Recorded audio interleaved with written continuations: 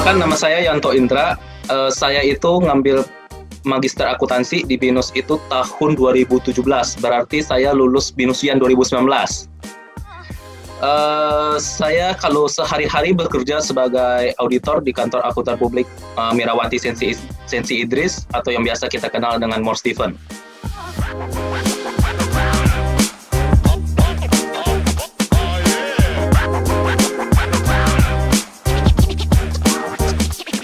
Jadi kan kalau ketika saya S1 dulu itu kan sebenarnya banyak penjurusan ya kalau kita kuliah ya namanya ya. Dulu itu di zaman saya itu masih ada namanya pasar modal, perpajakan, macam-macam lah. Nah, saya sempat lihat tuh dulu. Dulu itu dosen saya itu ini Pak Gatot. Nah, saya lihat Pak Gatot kan cerita dia itu mantan dari dari kantor akuntan ya. Wah, dia cerita tentang kalau dia kuliah, dia cerita tentang pengalaman-pengalaman dia. Saya lihat, keren juga nih. Karena kan kalau kita sebagai auditor kan dianggap kita itu sebagai punya ilmu banyak gitu loh.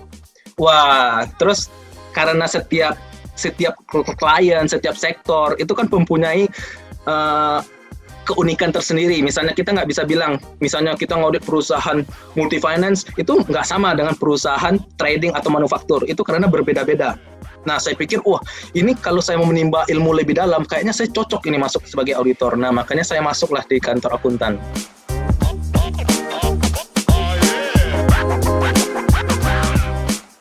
Itu pas zaman saya S1 ya, tahun 2011 kalau saya nggak salah ya, 2011 sampai 2013.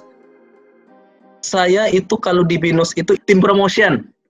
Jadi kalau saya nggak salah itu dulu itu ada dua, ada tim promotion sama satu lagi EC itu education counselor kalau saya nggak salah. Nah, saya itu gabung ke tim promotion BINUS. Nah, jadi kalau dulu itu ya tugas saya itu ya presentasi ke sekolah-sekolah.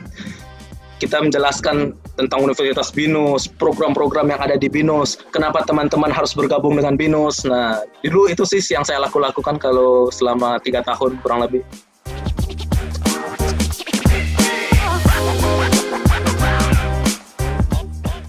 Saya itu kan kelahiran Padang ya Bu, saya besar di Padang di Sumatera Barat. Jadi kalau di Padang atau umumnya itu di Pulau Sumatera lah, saya cerita di Pulau Sumatera, itu BINUS itu begitu terkenal. Saya itu SMA di SMA Don Bosco Padang. Nah, di SMA Don Bosco itu mungkin setahun bisa sampai 2 kali ya kalau saya nggak salah ya. BINUS itu visit ya, promosiin BINUS di sana. Nah, terus yang kedua, selain BINUS itu terkenal di di Pulau Sumatera di Padang, yang kedua itu saya juga punya kakak, punya abang yang di BINUS. Otomatis ya saya ikutin langkah kakak saya di BINUS. Dulu ketika saya SMA, saya itu sebenarnya saya adalah IPA. Nah, IPA karena saya itu tertarik dengan biologi, dengan membedah. Wah, hafal dulu saya itu hafal betul tuh nama organ-organ apa itu saya hafal betul. Nah, ketika saya di akhir-akhir dulu kan namanya UN ya kalau saya nggak salah, ujian nasional. Nah, saya sempat konsultasi lah sama kakak saya. Intinya itu kakak saya bilang, sama orang tua saya juga bilang, saya itu dulu pengen kuliahnya dokter Bu sebenarnya. Tapi orang tua saya bilang, Yanto, kalau kuliah dokter itu biayanya mahal. Orang tua nggak sanggup gitu loh membiayainya. Nah, saya konsultasi lagi nih ke kakak saya. Terus kakak saya bilang, kuliah yang paling banyak yang orang cari di perusahaan itu adalah akuntansi dan IT.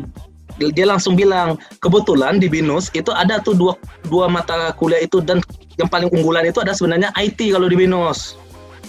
Saya juga mikir tuh, apa saya IT? Tapi saya mikir lagi, tapi saya nggak terlalu jago komputer. Akhirnya saya ngambil akuntansi, walaupun sebenarnya saya nggak ngerti tuh dasar akuntansi pertama kali ketika masuk kuliah di BINUS, saya nggak ngerti. Dasar akuntansinya persamaannya saya nggak ngerti.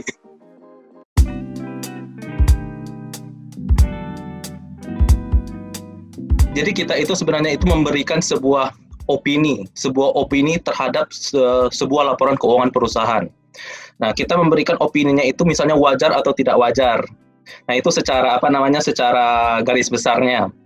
Nah, tapi kan kalau secara pekerjaannya, secara detailnya itu banyak step-step yang kita lakukan sampai kita muncul sebuah opini terhadap laporan keuangannya. Contoh misalnya sebelum kita memulai sebuah audit.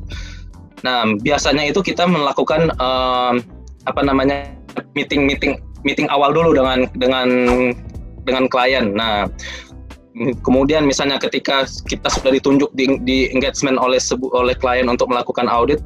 Nah, biasanya kalau di saya itu akan membuat sebuah namanya timetable, di mana saya menyusun audit ini kapan kelarnya, terus prosesnya gimana. Nah, terus saya harus mengerti understanding business entity perusahaan ini. Nah, kemudian saya memanage tim, memanage dari senior, junior, dan teman-teman yang lainnya gimana sebuah audit ini dapat terlaksana dengan baik dan tercapai dengan timeline yang telah ditetapkan. Nah, kemudian palingan nanti di akhir-akhir saya juga melakukan meeting dengan klien tentang misalnya ada temuan apa atau finding apa, tentang ada jurnal penyesuaian apa yang perlu kita propose untuk laporan keuangan perusahaan.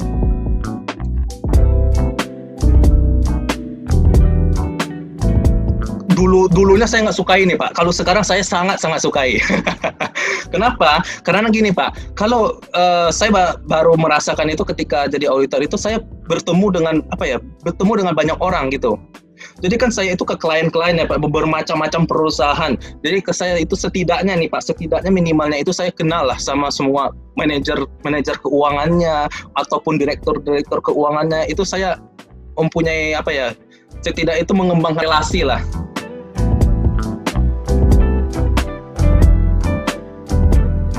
Tantangan terbesarnya itu kalau saya sebagai auditor ya sebelum klien tahu, kita harus tahu dulu Pak. Nah, contohnya gini kan, saya ini kan memberikan kalau kantor akuntan itu kan berarti memberi jasa ya Pak ya, memberi jasa kepada kepada klien-klien kita. Nah, contoh misalnya ada peraturan baru atau PSAK baru atau peraturan dari pemerintah atau dari perpajakan yang baru. Sebelum itu klien tahu, kita harus tahu kenapa? Karena kan kita memberikan servis kepada klien. Misalnya ada perubahan PSAK baru. Masa klien dulu baru tahu, baru kita sebagai auditor yang tahu? Nah, menurut saya itu challenge-nya. Jadi sebelum klien tahu, kita harus tahu dulu. Jadi otomatis ya saya harus tetap upgrade ilmu terus gitu.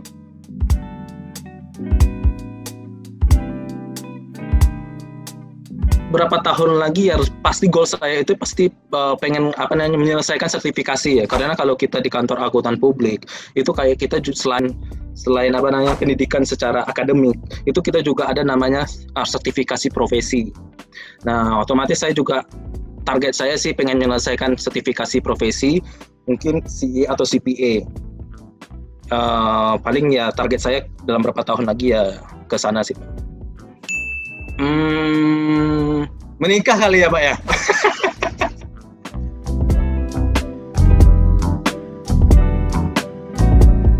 Buat teman-teman yang saat ini masih kuliah ataupun teman-teman yang sudah lulus, tetap semangat, seraplah semua ilmu yang telah diberikan oleh para dosen-dosen, baik secara akademis maupun secara praktisi yang diberikan oleh para dosen. Jadikanlah S2 ini sebagai nilai tambah bagi teman-teman. Karena teman-teman harus ingat, tidak semua orang di Indonesia ini bisa sampai ke level S2. Jadikanlah misalnya jika teman-teman saat ini sedang meniti karir di dalam dunia pekerjaan, jadikanlah ini sebagai batu loncatan bagi teman-teman untuk menunjukkan karir kalian teman-teman ke depannya.